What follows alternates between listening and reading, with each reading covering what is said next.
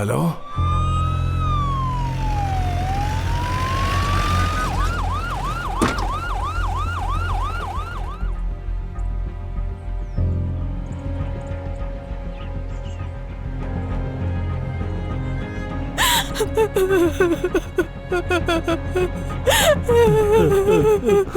நீங்க இந்த குழந்தை பேரண்ட்ஸ் சின்ன பையனா இருக்கான். எப்படி? எனக்கு யாரு கூடவும் எந்த பிரச்சனையும் இல்லை சார்.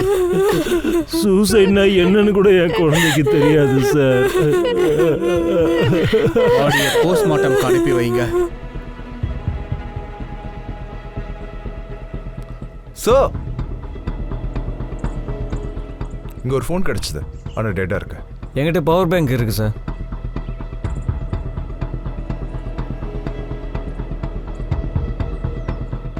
சார் ஃபோன் ஆன் ஆயிடுச்சு சார். இதில் ஒரு வீடியோ இருக்கு.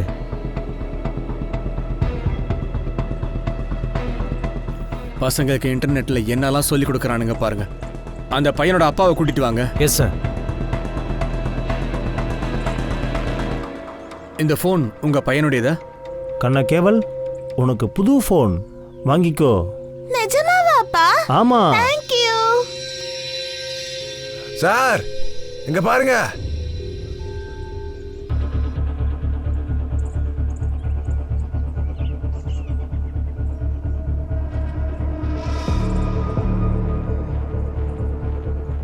ஒன்னு பழைய சிகரெட் பட்ஸா இருக்கு, ஒன்னு புதுசா இருக்கு. கொஞ்ச நேரத்துக்கு முன்னாடி தான் இங்க யாரும் சிகரெட் பிடிச்சிருக்கிறாங்க. இங்க இருக்கிற பெரிய பிரச்சனை என்னன்னா, கிரைம் ஆகிறதுக்கு முன்னாடி இங்க நின்று யாராவது சிகரெட் பிடிச்சிருக்கிறாங்களா, இல்லைன்னா கிரைம் முடிச்சதுக்கு அப்புறமா சந்தோஷமா இங்க நின்று சிகரெட் பிடிச்சிருக்கிறாங்களா? சிகரெட் பிடிச்சவனோட டிஎன்ஏ இந்த சிகரெட் பட்ஸ் மேல இருக்கிறதுக்கான வாய்ப்பு இருக்கு. இதை வச்சு எவிடன்ஸ் எல்லாத்தையும் கரெக்ட் பண்ணுங்க. டிஎன்ஏ டெஸ்ட் கொடுத்துருங்க. Okay sir. ரிப்பனும் கிடைச்சிருக்கு சார்.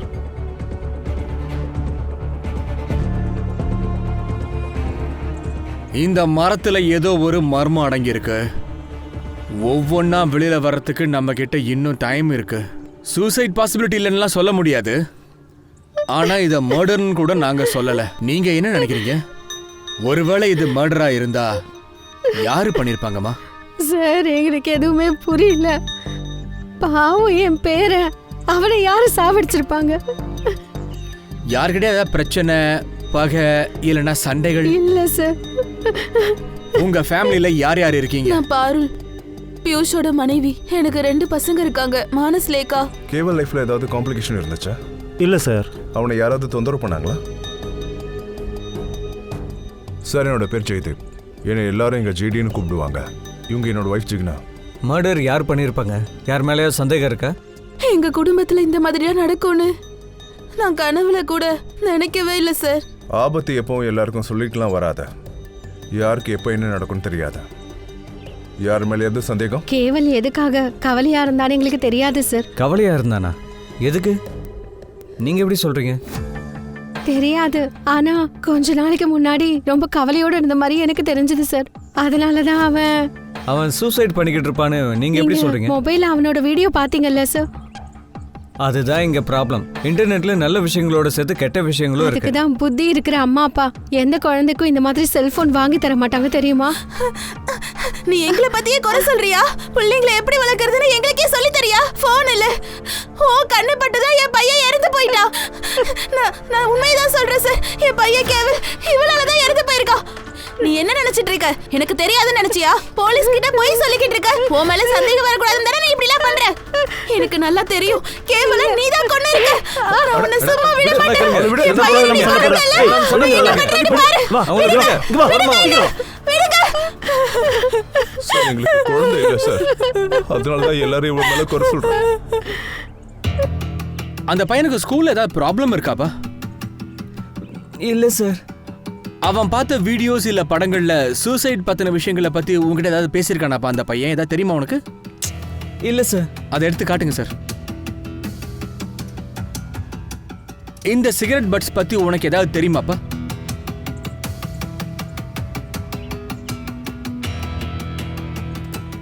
தெரியாது சார், எதுவும் தெரியாது. உங்க ஸ்கூல் யூனிஃபார்ம்ல இருக்கிற பட்டன்ஸ் இது. ரிப்பன் கூட இருக்கு. ஆமா சார். ராஷி நேற்று ஸ்கூல்லேருந்து வந்தப்போ அவ தலையில ஒரு ரிப்பன் தான் இருந்தது. அதோட அது கிழிஞ்சு போயிருந்தது. நீங்க இந்த வழியா தான் ஸ்கூலுக்கு போவீங்க? தனியா தானா? சலோனி, பயப்படக்கூடாது, உண்மையை சொல்லுமா. ஒரு முறை கேவல் என்கிட்ட இந்த மாதிரி சொன்னா. இன்னும் எவ்வளவு நாளைக்கு தான் பயப்படுறது? இன்னைக்கு இல்லனாலும் என்னைக்காச்சும் ஒரு நாள் இந்த டேஞ்சரஸ் பாய்ஸ் கிட்ட சண்டை போடணும்ல. அது யாருமா? அம்மா சலோனி, இங்க வா. இங்க பாரு, நான் ஒரு போலீஸ்னா எல்லாருக்கும் உதவி பண்ணுவாங்க.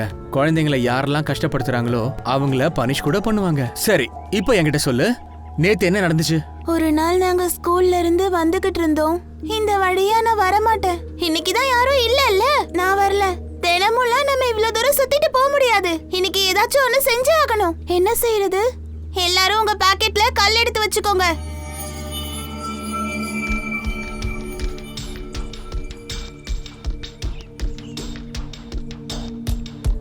இனிமே உங்களால எங்க ஓட முடியும்? பயப்படக்கூடாதுன்னு எங்க பாட்டி சொல்லிருக்காங்க. பயந்தா பயமுறுத்துறவ இன்னும் பயமுறுத்துவான். டேய், இங்க பாருடா குட்டி பையா, நீ என்ன சொன்ன? ஓ ஓ, ஓ, ஓ. வாங்க ஓடிடலாம். நில்லுங்க. நான் உன்னை என்ன பண்றேன்னு பாரு. Wait and watch. உங்களை பயமுறுத்தின அந்த பசங்க எல்லாம் யாரு கண்ணா? அவங்கள 3 hours சொல்லிப்பாங்க. We are 3 hours. Raman, Rohit, ராகுல். அந்த பையன் கேவல் ரொம்ப ஸ்பிரிட்டான பையன். அவன் சூசைட் பண்ணிக்கிறதுக்கெல்லாம் வாய்ப்பே இல்ல. Curiosity sir. இந்த வயசு பசங்களாம் ஆர்வமா தான் இருக்காங்க. புது விஷயங்களை செய்யணும்னு ஆசைப்படுறாங்க. கேவலும் அந்த சூசைட் வீடியோ பார்த்துருப்பான்னு நினைக்கிறேன். விளையாட்டா அதை செஞ்சு பார்க்கணும்னு ஆசைப்பட்டிருப்பான். ஆனா கழுத்துல கயிறு மாட்டிக்கிட்டு இருந்திருக்கும். சுச்சுவேஷன் அவுட் ஆஃப் கண்ட்ரோல் ஆகி அவன் இறந்து போயிருப்பான். பாட்டக், சார், நம்ம சூசைட் மர்டர் ரெண்டுத்தையும் ஆப்ஷனில் வச்சாகணும் சார். கேவல பயன்படுத்தினது ஒரு 14-15 வயசு பசங்களாக தான் சார் இருக்கணும். இப்போல்லாம் அந்த வயசு பசங்க தான் கிரைம்லாம் பண்ணிட்டு இருக்கானுங்க. இந்த RRR பற்றி நம்ம தெரிஞ்சுக்க வேண்டியது இருக்கு சார். முதல்ல கேள்வி கேட்போம், அப்புறம் உண்மை வெளியே வரும்ல. So 3 horses. ரமன், ரோஹித், ராகுல். நீங்க இன்னசென்ஸா? எதுவும் பேசாதீங்க. நீங்க சிகரெட் பிடிப்பீங்களா? நீங்க அவருக்கு எந்த பதிலும் சொல்ல வேண்டாம். இந்த சிகரெட் பட்ஸ்ல இத பிடிச்சவனோட DNA சாம்பிள் எங்களுக்கு கிடைக்கும். ஒருவேளை உங்க DNA கூட இந்த DNA சாம்பிள் மேட்ச் ஆச்சுன்னா அதுக்கப்புறம் எங்களுக்கே தெரிஞ்சிடும். நீங்க கேட்டதுமே பசங்க டிஎன்ஏவே கொடுக்க முடியாது. இப்போ இந்த பசங்க தண்ணி குடிச்சாங்கல்ல, அதுல இருந்து உங்க டிஎன்ஏவை எங்களால எடுக்க முடியும். இன்ஸ்பெக்டர், நீங்க இப்படி பண்ணக்கூடாது. இல்ல, நாங்க ஒண்ணும் பண்ணலையே. இந்த பசங்களுக்கு தண்ணி கொடுத்தோம், அவ்வளவுதானே. எவிடன்ஸ் எங்களுக்கு தானாவே கிடைக்கும் பொழுது வேண்டாம் நாங்க சொல்லுவோமா என்ன? சார், இந்த 3 ஆரையும் ஜே4 ஜூனல் ஜெயிலுக்கு அனுப்புறதுக்கு இந்த எவிடன்ஸ் சரியா இருக்கும் சார். இறந்த பையனோட சிஸ்டர்ஸ் எங்களுக்கு ஸ்டேட்மெண்ட் கொடுத்துருக்காங்க. இந்த 3 பேரும் அந்த பையனை அட்டாக் பண்ணது எங்களுக்கு கிளியர் ஆயிருக்கு. ஆனா உங்களை நான் கொல்ல சார். Prove it. நீங்க என்ன பேசுறீங்க? உங்களுக்கு ப்ரூவ் பண்ண வேண்டிய அவசியம் எங்களுக்கு இல்ல. வக்கீல் சார், இந்த மொபைல் கேவலோடது. நீங்க எல்லாரும் கேவலுக்கு அனுப்பின மெசேஜ் எல்லாத்தையும் நாங்க படிச்சிட்டோம். ரமன், நீ அனுப்பின மெசேஜ் என்னன்னா, உன் சிஸ்டர் முன்னாடி சூப்பர் ஹீரோவா நடந்துக்காத, தனியா வா. ரோஹித், உன்னை ஓட ஓட வெட்டுவேன்னு சொல்லியிருக்க. ராகுல், நீ என்ன ரொம்ப ஸ்மார்ட் நினைப்பா உனக்கு? தனியா வா. இப்படி எல்லாம் மெசேஜ் நீங்க தானே பண்ணிருக்கீங்க.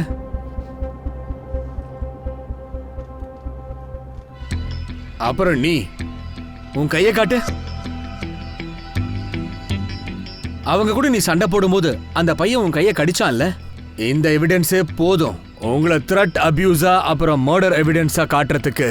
ஒருவேளை ப்ரூவ் ஆயிடுச்சுன்னா வாழ்க்கை முழுக்க நீங்க ஜெயில தான் இருக்கணும். ஆனா நேத்து ராத்திரி கேவல் சூசைட் பண்ணிக்கிட்டப்போ நாங்க ஹோம்ஒர்க் பண்ணிட்டு இருந்தோம் சார். இது ராத்திரி நடந்துச்சுன்னு உங்களுக்கு எப்படி தெரியும்? ராத்திரி தான் நடந்திருக்கும். நெக்ஸ்ட் டே எங்களுக்கு நியூஸ் தெரிஞ்சது. ஸ்கூல்ல ஹாலிடே கூட அனௌன்ஸ் பண்ணாங்க. கண்ணா, இது மர்டர் இல்ல சூசைடுன்னு உங்களுக்கு எப்படிப்பா தெரியும்? வக்கீல் சார், இப்ப வேணா நீங்க இவங்களை கூட்டிட்டு போயிடலாம். இந்த கேஸ்ல இவங்க அப்பா அம்மா கிட்ட இருந்து நீங்க நிறைய பணம் சம்பாதிக்கலாம். ஆனா கிரைம் பண்ணது இவங்க தான் தெரிஞ்சது, இவங்களால தப்பிக்கவே முடியாது.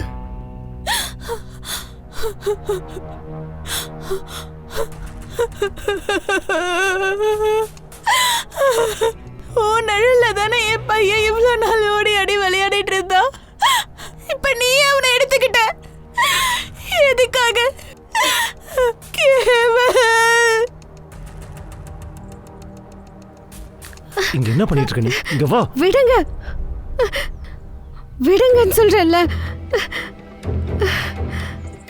ஒருவேளை நீ ஏதாவது வாயை திறந்தீனா உன்னை கொன்னுடுவண்டி. சி, கேவல சாவடிச்சிங்களே அதே மாதிரி தானே. என் பிள்ளைய நான் எதுக்குடி கொல்லணும்? நீ தான் கொன்ன. ரொம்ப நல்லா இருக்கு. நீங்க பண்ண தப்ப என் மேல போடுறீங்களா? ஒருவேளை உன்னை பத்தின உண்மையை நான் யாருக்கிட்டையாவது சொன்னேன்னா மர்டர் பண்ணது நீதான்னு எல்லாருக்கும் தெரிஞ்சு போயிடும். நான் வாயை திறந்து பேசினேன்னா கேவலுக்கு நடந்த மாதிரியே கோர்ட்ல உங்களுக்கும் தண்டனை கொடுப்பாங்க தெரியுமா? வாயை மூடுறி. நீ என்னடி நினைச்சுக்கிட்டு இருக்க? என்ன இந்த மர்டர் கேஸ்ல சிக்க வச்சுட்டா நான் பார்த்துட்டு சும்மா இருப்பேன்னு நினைக்கிறியா? இனிமே உன்னை நான் என்ன பண்றேன்னு பார்த்துக்கிட்டே இரு.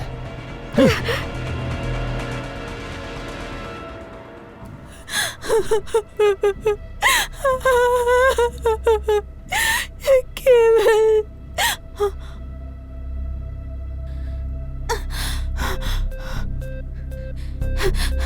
என் பையனை கொன்னுட்டு இப்ப நான் அழுவுறத பார்த்து சந்தோஷப்பட வந்தியா?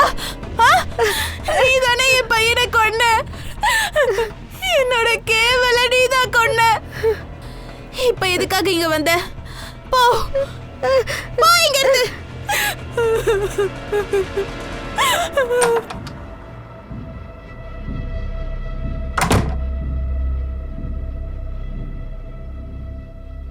எதுக்கு அவ்வளோ அர்ஜென்ட்டாக வர சொன்ன? ஆஃபீஸில் வேலை எல்லாத்தையும் விட்டுட்டு வந்திருக்கேன் தெரியுமா? ஒரு சர்ப்ரைஸ் இருக்கு.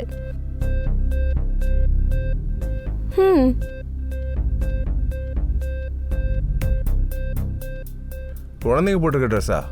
இதை வச்சு நான் என்ன பண்ணுறது? நீங்க இருக்கீங்களே, இது கூட புரியாதா? நான் அம்மா ஆக போறேன். I am pregnant. என்ன? பிரெக்னென்ட்டா? ஆமா. நான் இப்போ நமக்கு பிறக்க போற குழந்தை பேர் யோசிச்சுட்டு இருக்கேன். ஜேடி பாப்பா எம்டி. நம்ம குழந்தைக்கு Shut up! ஒரு வார்த்தை பேசாத. என்ன யோசிக்க விட. இதுல யோசிக்க என்ன இருக்கு? நீங்க அவளுக்கு முதல்ல டைவர்ஸ் கொடுத்துருங்க. நாம 2 பேரும் கல்யாணம் பண்ணிக்கலாம். உங்க அம்மாவும் இதுதானே ஆசைப்பட்டாங்க. வாய் மூடு. இந்த குழந்தை என்னோடது இல்ல. உன்ன மாதிரி பொம்பளை பத்தி எனக்கு நல்லாவே தெரியும். நீ எவன் கூடயே பெடுத்து இந்த புள்ளிய வாங்கணும் யாருக்கு தெரியும்? இது ஒரு ட்ரெண்ட் ஆயிடுச்சு. இந்த குழந்தை என்னோட தலையில கட்டலான்னு பாக்குறியா என்ன? இந்த குழந்தை என்னோடது இல்ல. நான் உன் பொண்டாட்டி மாதிரி. நீ பண்றதெல்லாம் பொறுத்துட்டு இருக்கேன்றதுக்காக இந்த மாதிரி பேசிக்கிட்டு தெரியாத சொல்லிட்டேன். எனக்கு உன்னை மனசார லவ் பண்ணவும் தெரியும். என் கோவத்தை எப்படி தீர்த்துக்கணும்னு எனக்கு தெரியும். நீ என்ன கல்யாணம் பண்ணி தான் ஆகுற சொல்லிட்டேன். நீ என் ஆசையை நிறைவேற்றி தான் ஆகணும் சொல்றேன். இல்லன்னா என்னடி பண்ணுவ சொல்ல. நான் எவ்வளவு தூரம் போவேன்னு உனக்கு டைம் வரும்போது தான் தெரியும்.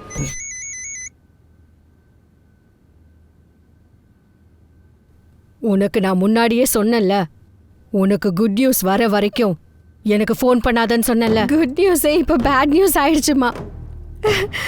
உங்க பையன் ஜெயதீப்பால நான் இப்ப பிரெக்னெண்டா இருக்கேன். ஆனா இப்ப அவர் குழந்தை இல்லைன்னு சொல்றாரு. சுனித்ரா, நீ கொஞ்சம் அமைதியா இரு. நீ இந்த மாதிரி அழாத. இங்க பாரு, ஜெயதீப்க்கு அப்பப்ப இந்த மாதிரி கோவம் வரதா செய்யும். இப்ப நான் என்ன பண்ணணும் நீங்களே சொல்லுங்க. நீ ஒரு வேலை பண்ணு. நீ டிஎன்ஏ டெஸ்ட் எடு. உன் வயிற்றுல இருக்கிற குழந்தைக்கு அப்பா அவன்தான்னு ப்ரூவ் பண்ணு. அவன்தான்னு ப்ரூவ் ஆயிடுச்சுனா அதுக்கப்புறம் நம்ம பாத்துக்கலாமா? சரி சரி. இங்க பாரு, இல்லன்னா சீக்கிரமா போய் அபார்ஷன் பண்ணிடு. என்ன, வீட்ல நிறைய பிரச்சனை நடந்துருச்சு. இங்க என் பேரை செத்து போயிட்டான். இந்த மாதிரி சூழ்நிலையில நம்ம நிம்மதியா கல்யாணம் பண்ண முடியாது. இன்னும் நம்ம குடும்பத்துல வந்து வாழ போற பொண்ணை நினைச்சு ஊர்ல இருக்கிறவங்க எல்லாம் உன்னையும் ஜெயதீப்பையும் கல்யாணத்துக்கு முன்னாடியே பிரெக்னெண்டா இருக்கான்னு ரொம்ப தப்பா பேசுவாங்க, புரியுதா? அது மட்டும் இல்லாம ஜிக்னாவை டைவர்ஸ் பண்றதுக்கு கொஞ்சம் டைம் ஆகும் தெரியுமா? புரியுதா?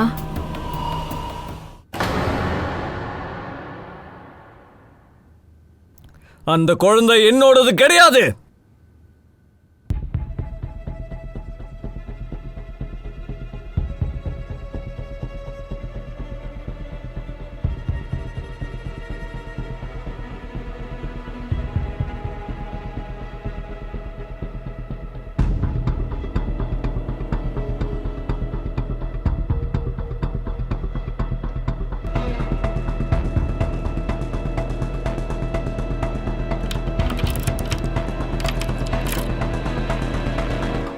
ஜானு, சொல்லு சுனோ.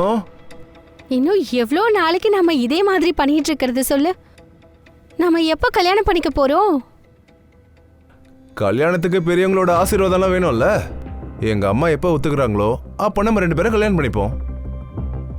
அப்படின்னா ஒரு வேலை பண்ண, ஒரு வாட்டி என்ன உங்க வீட்டை கூட்டிட்டு போ. உங்க வீட்டை பார்க்கணும்னு எனக்கு ரொம்ப ஆசையா இருக்கு.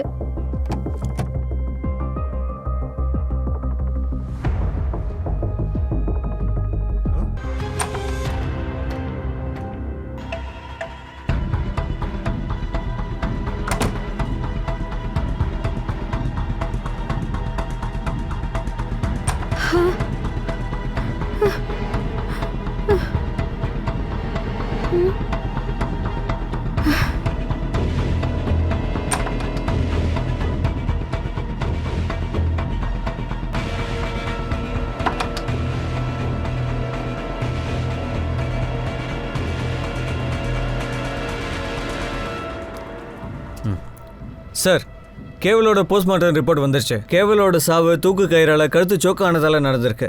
முதுகு மேல பெல்ட்டால அடிச்ச பழைய காயங்களும் புது காயங்களும் இருக்கு சார். அப்படின்னா இந்த பையனை பெல்ட்டால யாரோ அடிச்சிருக்கிறாங்க, அதுக்கப்புறம் மர்டரும் பண்ணிருக்கிறாங்க. ஆனா இத பத்தி அவங்க ஃபேமிலில யாரும் சொல்லவே இல்லையே. இந்த விஷயத்த மறைக்கிறதுக்கு பின்னாடி என்ன உண்மை இருக்கும்? ஒருவேளை கிரிமினலை காப்பாத்துறாங்களோ என்னவோ. அப்போ கிரிமினல் யாருன்னு அந்த ஃபேமிலிக்கு தெரிஞ்சிருக்குமா? இப்போ அவங்க ஃபேமிலி விசாரணை பண்ணாதான் நமக்கு உண்மை என்னன்னு தெரிய வரும்.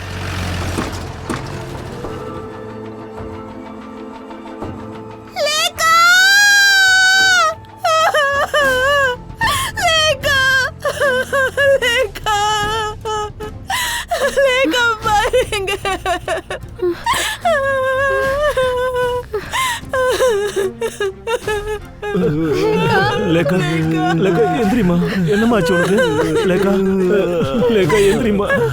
லேக்கா, என்னாச்சு லேக்கா? லேக்கா இங்க பாருமா. உன்னாலதான் என் பிள்ளை இறந்துட்டா லேக்கா.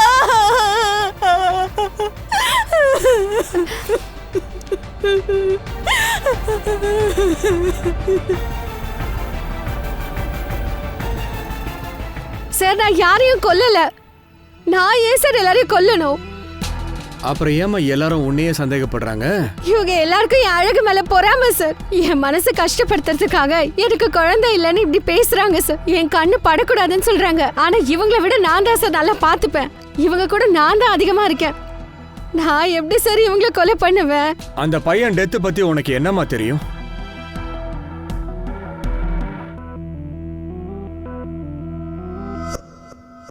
அந்த பையனை பெல்ட்டால யார் அடிச்சது? என்ன சார்? என்னாச்சு?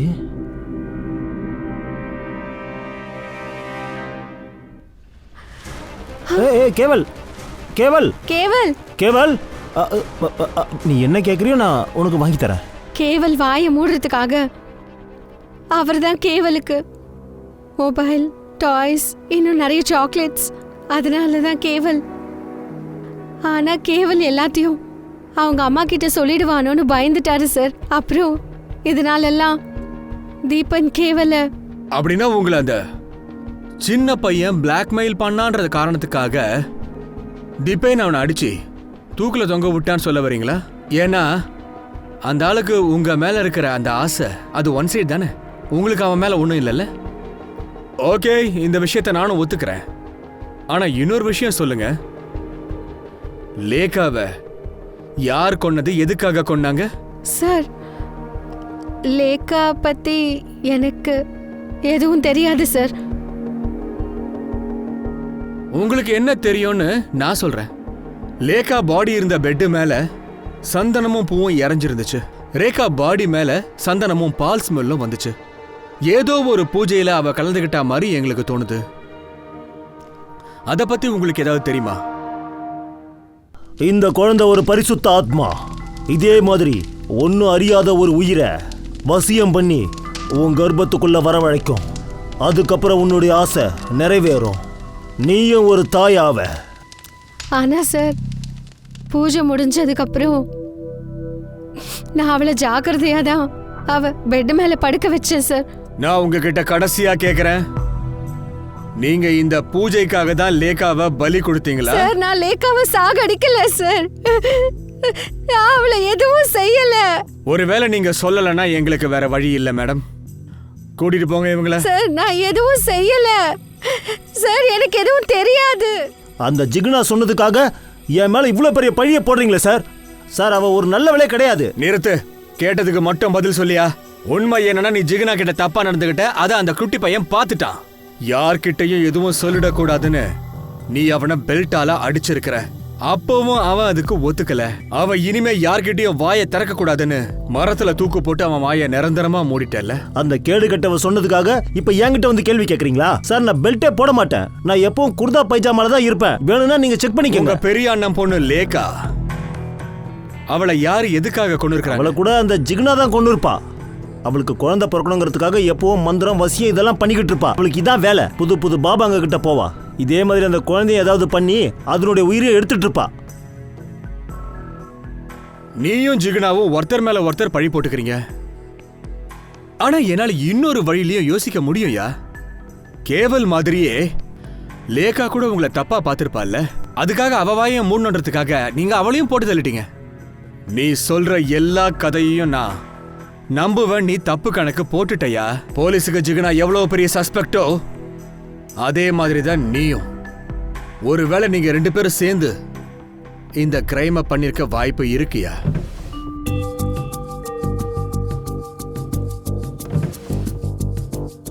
சார் அவ ரூம்ல பெல்ட் கிடைக்கல. ஆனா இந்த ஆள் கபோர்ட்ல எக்கச்சக்க பெல்ட் இருக்கே.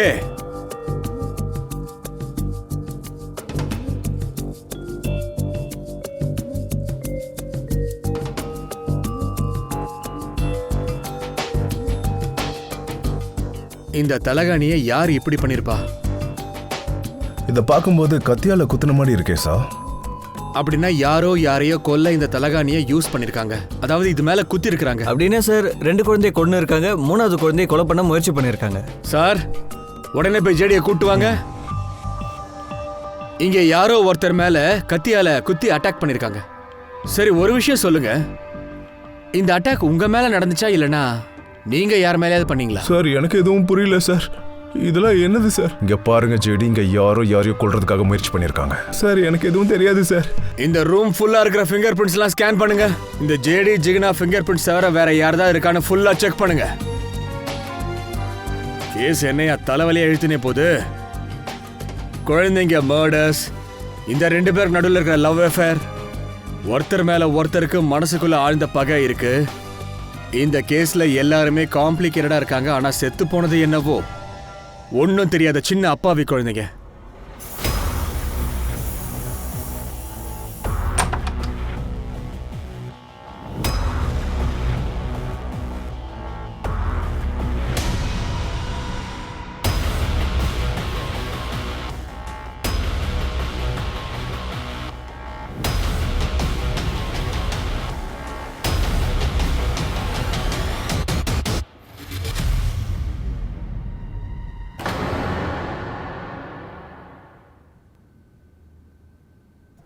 ராசி மேலேயே இல்லையே. மேல இல்லையா?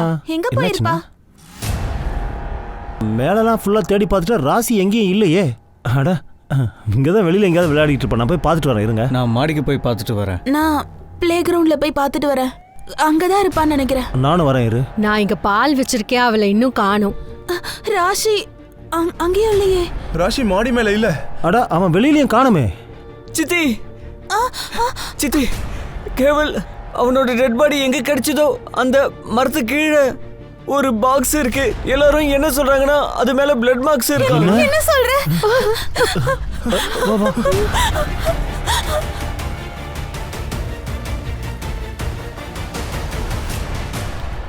சார் லேக்காவோட போஸ்ட்மார்ட்டம் ரிப்போர்ட் வந்திருக்கு. அவ தூக்க மாத்திரம் அதிகமாக முழுகினதா வந்திருக்கு சார். அவ சாவல தள்ளுமொழி ஏற்பட்டிருக்கு. யாரோ அவ வாயை இறுக்கமா மூடி வலுக்கட்டாயமா கொண்டு இருக்காங்க. அது மட்டும் இல்லை, ஜேடியோட கபோர்டில் சில ஃபிங்கர் பிரிண்ட்ஸும் கிடைச்சிருக்கு. அது வீட்டில் இருக்கிறவங்களோட மேட்ச் ஆகல. இப்போ நாம அந்த கொலைகாரனை ரீச் பண்றதுக்கான கடைசி ஆயுதம் இந்த பாக்ஸ்ல இருந்து நமக்கு கிடைக்க போற க்ளூஸ். சார் எந்த பாக்ஸில் ராஷியோட பாடி கிடைச்சதோ அதுல இருந்து பிளட் சாம்பிள் எல்லாமே அவளோடது. அதோட அந்த பாக்ஸ் மேல சில ஃபிங்கர் பிரிண்ட்ஸும் கிடைச்சிருக்கு. அது ஜேடியோட ரூம்ல கிடைச்ச ஃபிங்கர் பிரிண்ட்ஸோட மேட்ச் ஆகுது. அப்படி ஜேடி ரூம்குள்ள போனது யாராயா இருக்கும்? அது மட்டும் இல்லாம ராசியை கொலை பண்ணி அந்த பாக்ஸ்குள்ள போட்டு கேவலோட மர்டர் சைட்ல போட்டிருக்காங்க. இந்த எல்லா கேஸ்லயும் உன்னோட ஒண்ணு சம்பந்தப்பட்டிருக்கியா? இது எல்லாத்துக்கும் பின்னாடி மோட்டிவ் ஒன்னதான் இருக்கணும்யா. கிரிமினல் சேமா இருக்கணும், எல்லாமே சேமா இருக்கணும். உங்க வேதனை எங்களுக்கு புரியுதுமா. முதல்ல கேவல், அப்புறம் லேகா, இப்போ ராசி, இந்த 3 குழந்தைகளும் கொலை பண்ணப்பட்டிருக்காங்க. நாங்க இன்வெஸ்டிகேஷன் பண்ணிட்டு தான் இருக்கோம். ஆனா நீங்க யாருமே ஓப்பனா பேச மாட்டேங்கிறீங்க. இங்க பாருங்க, ஜிகனாக்கு எதிராக எங்களுக்கு எந்த ஆதாரமும் கிடைக்கல. ஆனா உங்க எல்லாருக்கும் அவ மேலதான் டவுட்னு சொல்றீங்க. அதனால இந்த இன்வெஸ்டிகேஷன் முடிகிற வரைக்கும் ஜிகனா எங்க கஸ்டடியில் தான் இருக்கணும். நல்லதுதான், அவங்க இங்கே இருக்கட்டும். என் வீட்ல அபசகுணம் நடந்து போச்சு.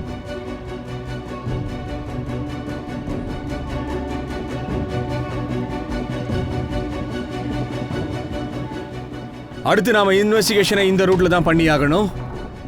இப்படியே போய் மிஸ்டீரியஸ் ஃபிங்கர் பிரிண்ட்ஸை பத்தி நல்லா தெரிஞ்சுக்கோங்க. அதுல கூட நமக்கு ஏதாவது ரகசியம் வெளிப்பட வாய்ப்பு இருக்கு. அடுத்து நடக்க போற கிரைமை நம்மளால தடுக்க முடியும். All set? Yes sir. Speaker on பண்ணு.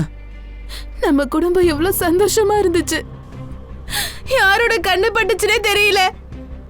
இப்போ என்ன பண்றதுன்னு எனக்கு ஒண்ணுமே புரியல. ரேகா என்னை விட்டு போனதுல இருந்து என்னால எந்த வேலையுமே செய்ய முடியல. ஒரு பொண்ணோட மரணத்தை எந்த அம்மாவால தாங்கிக்க முடியும்? என்ன பண்றதுனே ஒண்ணுமே புரியலடா. இந்த வீட்ல என் பொண்ணு ராசி, என் பையன் கேவல் 2 பேருமே நான் இழந்துட்டேன். என்ன பண்றதுனே எனக்கு ஒன்றும் புரியலடா. அம்மா, நான் செலவை கூட்டிட்டு வேற எங்கேயாச்சும் தூரமா போலான்னு நினைக்கிறேம்மா. ஒருவேளை அவளுக்கும் இந்த மாதிரி ஏதாச்சும் ஆயிடுச்சுனா, இது வரைக்கும் இந்த வீடு கேவலையும் ராசியையும் முழங்கிருச்சு. குழந்தைங்களோட மரணத்தெல்லாம் யாரால பொறுத்துக்க முடியும்? இல்ல, நான் என் குழந்தைய அபார்ஷன் பண்ண மாட்டேன். ஒருவேளை அவசியம்னா நான் கோர்ட்டுக்கு கூட போவேன். கோர்ட்டுக்கு போறியோ இல்ல பார்லிமெண்ட்டுக்கு போறியோ, எனக்கு இது அனாவசியமான விஷயம். உன் மிரட்டலுக்கெல்லாம் நான் பயப்பட மாட்டேன், ஞாபகம் வச்சுக்கோ. ஆஃப் பண்ணு. இவ்வளவு கோவமா அந்த லேடி யார்கிட்ட பேசுறாங்க? அபார்ஷன் பத்தி பேசுறது யாரு? 3 குழந்தைங்களோட கொலை, இந்த 4வது குழந்தைய அபார்ஷன் பண்ற விஷயம், இதுக்கும் அந்த குழந்தைங்க கொலைக்கும் சம்பந்தம் இருக்குன்னு நினைக்கிறேன்.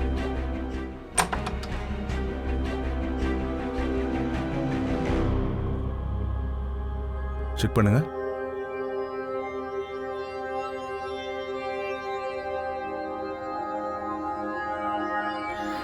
எதுக்கு இங்க வந்த? முதல்ல இங்க வெளிய போ. என் கஷ்டத்தை பார்த்து சிரிக்கிறதுக்கு வந்தியா? வெளிய போ இங்க இருந்து முதல்ல. என்ன விடு, விடு, என்ன விடு, என்ன விட்டுடு ப்ளீஸ்.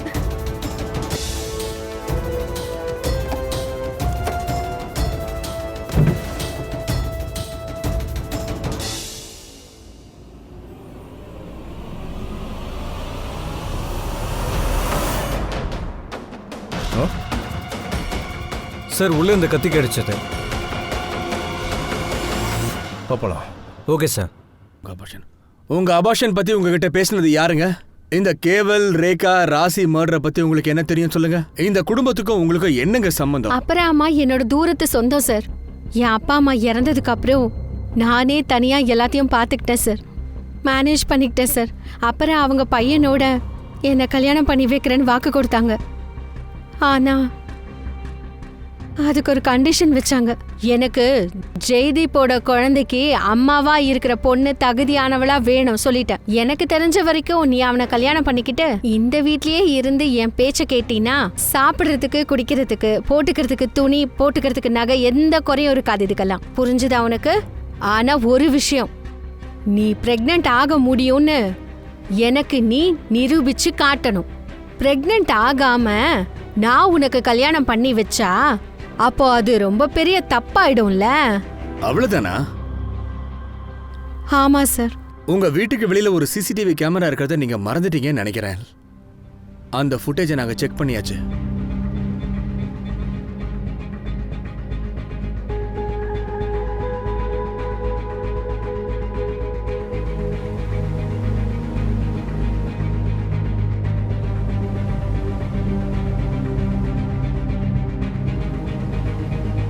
போலீஸ்காரங்க கிட்ட பொய் சொல்றது நல்லதில்ல மேடம். ஜேடியை விட்டு தூரமா போனதுக்கு அப்புறம் தான் ஒரு விஷயம் தெரிஞ்சது.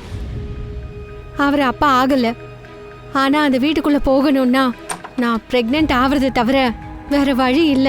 அதுக்காக நான் பியோஸ்தோவை லவ் பண்ணிட்டேன் சார். உண்மையான கிக்கு இதுல கிடையாது. இது உன் குழந்தைன்னு சொன்னேன் சார். ஆனா ஜேடி என்ன நம்பவே இல்லை. அதுக்கப்புறம் எனக்கு கோவம் வந்துருச்சு. இன்னும் கேட்டா அப்புறம் அம்மா கூட அபார்ஷன் பண்ணணும்னு சொல்லிட்டாங்க. அவங்க ஃபேமிலியில நடக்கிற ப்ராப்ளம்ஸ் எல்லாம் சரியாகிற வரைக்கும் அந்த அம்மா என்னை பத்தி கொஞ்சம் கூட யோசிக்க மாட்டாங்க. எனக்கு பைத்தியம் பிடிச்ச மாதிரி ஆயிடுச்சு. அதனால நீங்க கத்தி எடுத்துக்கிட்டு நேரா அப்பரா வீட்டுக்கு போயிட்டீங்க. ஜிகனாவை கொல்றதுக்காகல?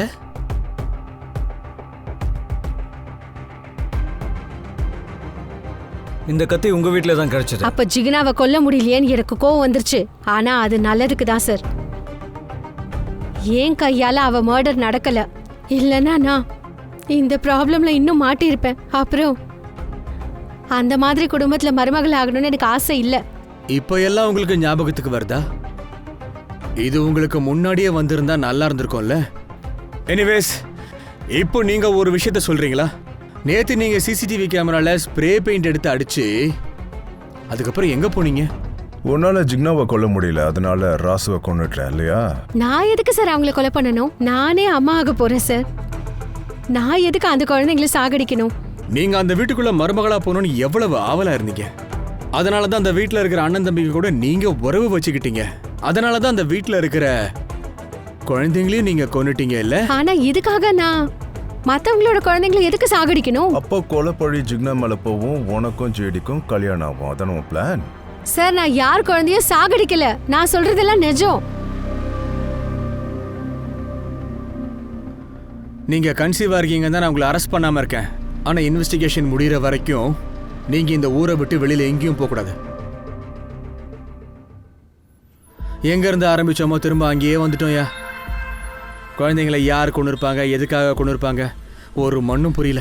கேபிள் டிபினோ ஜிகுனாவையும் ஒரு தப்பான சிச்சுவேஷன்ல பார்த்திருக்கான். டிபினோ ஜிகுனாவும் அவங்களோட கௌரவத்தை காப்பாத்துறதுக்காக இந்த பையனை கொலை பண்ணிருக்கலாம். ஆனா லேக்காவை இதுக்காக கொண்டு இருக்கணும். சார், ஒருவேளை லேக்கா ஜிக்னாவை கொண்டாங்கன்னே வச்சுக்குவோம். உண்மையிலே அவங்களோட மோட்டிவ் என்னவா இருக்கும்? எதிர் இட் ஹியூமன் சாக்ரிஃபைஸ். இல்லைன்னா லேக்கா கூட திப்பினியும் ஜிகுனாவையும் பார்த்துருக்கலாம்.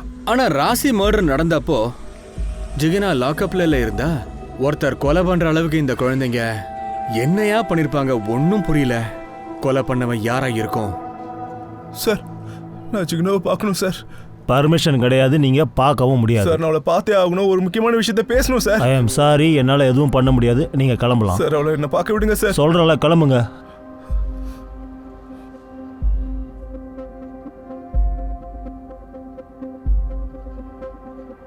Hello sir. ஜேடி வந்தானா? ஜிகினாவை சந்திக்க ஜேடி வந்திருக்கிறாரு. ஆனா அவரை பார்க்க அனுமதிக்கல சார். இன்ட்ரெஸ்டிங். ஜெய்யங்க சார், நீங்க இன்ஸ்ட்ரக்ஷன் பண்ண மாதிரி அவர் சஸ்பெக்ட் பின்தொடர்ந்து போயிருக்காரு சார். Okay okay sir. போன்ல யாரு? அது சொல்லுங்க. காட்டுல நெருப்பு வச்சிட்டாங்க. அங்க இருக்கிற மிருகங்கள்லாம் ஓடி போயிடுச்சு. ஆனா நம்ம தேடிட்டு இருக்க மிருகம் மட்டும் நமக்கு தண்ணி காட்டுது. அப்படின்னா அந்த குழந்தைக்கு கேஸ் இருக்குல்ல, அந்த கொலைகாரனை பத்தி தான் பேசிக்கிட்டு இருக்கேன்.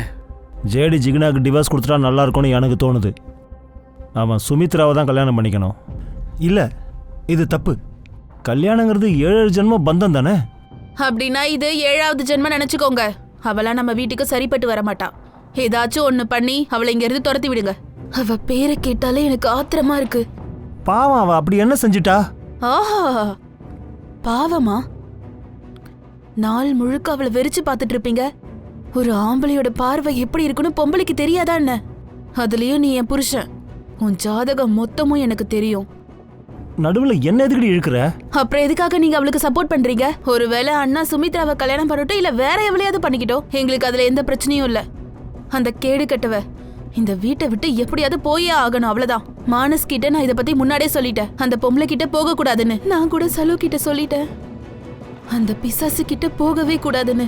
அண்ணி, இப்போ உங்ககிட்ட மானஸ் மட்டும்தான் இருக்கா. இப்ப என்கிட்ட சலோதான் இருக்கா.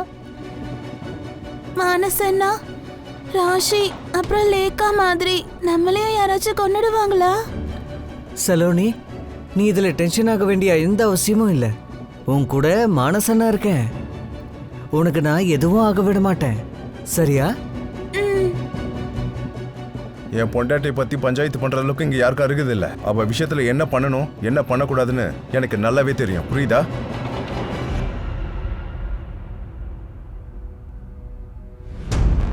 சலோனி, சலோனி.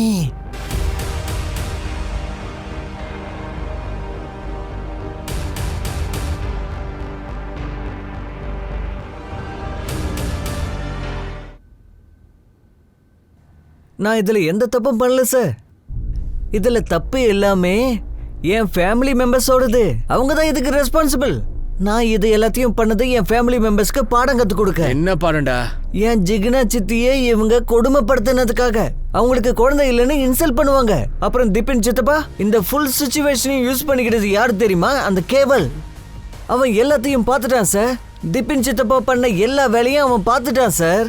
அதுக்கப்புறம் அவன் திபின் சித்தப்பாவை மறுபடியும் பிளாக்மெயில் பண்ணான். அவன் எல்லா விஷயத்தையும் தர்ஷா சித்தி கிட்ட சொல்லியிருக்கணும். அவன் சொல்லல, அதான் நான் முடிவு பண்ணேன். கேவல நான் கொலை பண்ணிடலான்னு சித்தியே சந்தேகப்பட்டாங்க. என்கிட்ட வந்து அவங்க கிட்ட பேசக்கூடாதுன்னு சொன்னாங்க. ஆனா சார் அதெல்லாம் ஓகே தான்.